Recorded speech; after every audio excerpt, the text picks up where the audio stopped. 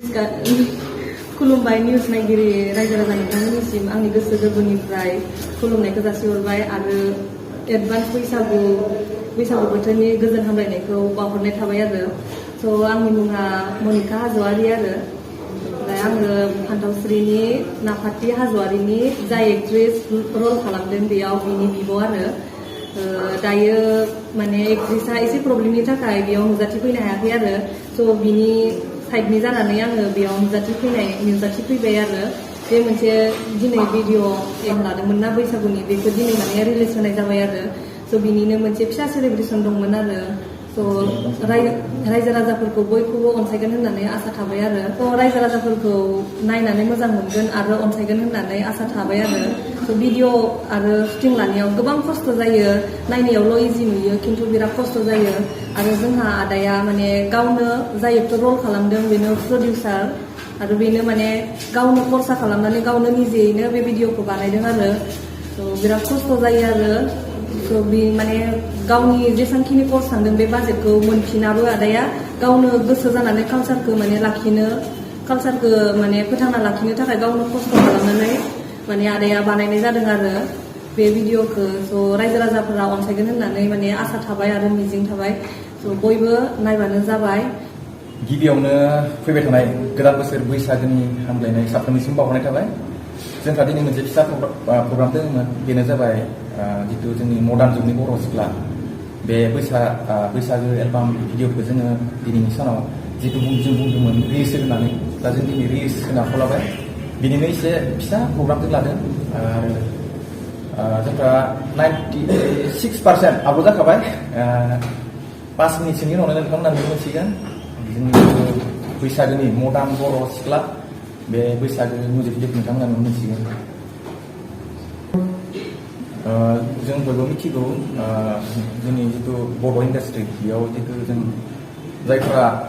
producer बियो गावनि फैसाजोंनो प्रडिउस खालामो आंबो गावनो बेखौ प्रडिउस खालामदों आंनि गावनि फैसाजों आरो आंनि लोगोफोर साफा सानै जोङो एसे फाइनेन्सियेल हेल्प खालामदों ओमफ्राय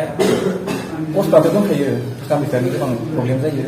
मानोना बेवहाय बैसागो एलबामब्ला गोबां आर्टिस्टफोर नांगौ जायो साइडआव मोसाग्रा दामनाय देनाय बिसोरनो जाहोनाय लोंहोनाय गोबां फैसा खरस जायो दा बेयाव एसे प्रब्लेम मोनदोंमोन अब्लाबो खस्थ' मस्थै बेखौ जोङो दिहुननाय जाबाय आरोना रायजो राजानिसिम बेखौनो खावलायनो सानदों जोंनि जितु जा खरस जायो दा बेयाव एसे प्रब्लेम मोनदोंमोन अब्लाबो खस्थ' मस्थै बेखौ जोङो दिहुननाय जाबाय आरोना रायजो राजानिसिम बेखौनो खावलायनो सानदों जोंनि जितु बैसागो एलबाम रायजो राजाया अनसायगोन होननानै आंनियाव गोबां कमेन्ट फैगासिनो मब्ला नुगोन सोरबा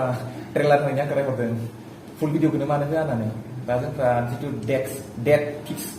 डेटखौ जोङो 4 तारिखखौ फिक्स खालामबाय नालाय दा दिनैनि बे सानावनो जोङो जितु जोंनि एलबाम बेखौ जोङो रिलिज होनाय जागोन आरो उन्दै समनिफ्रायनो आंहा मोनसे सिमां दङमोन